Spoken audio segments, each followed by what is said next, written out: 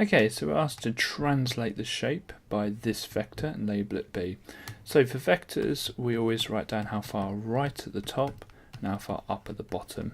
So we've got 2 right, but here it says -4, so that means we're going down 4. To do a translation, always start off picking a point on the shape, and I always pick up the top left one, but it doesn't matter as long as we're consistent with the later steps. And I'm going to follow this instruction, so it says 2 right, so let's actually just show that with arrows, it's probably be easier. So 2 right, and it will be 4 down because it's always positive if it's up and negative if it's down. So 2 right and 4 down. So I'm going to jump 1, 2 to the right, 1, 2, 3, 4 down.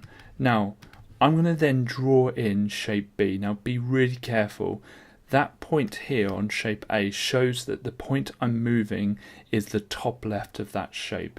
So when I'm drawing it in, I need to go 2 down from there, and then I'm going to go 4 across. So I'm just copying in that original shape, and let's join these up. Now if you're not sure, you can just pick the another point, and we're going to go 2 right from the bottom right of the shape, and 4 down. 1, 2, 3, 4, and it joins up perfectly. We can do that with the last one. 1, 2, 1, 2, 3, 4, and it joins up perfectly. And this is shape B. So you can just move 1 point and then draw the shape in, or you can move all the points and just join them up, and that's absolutely valid.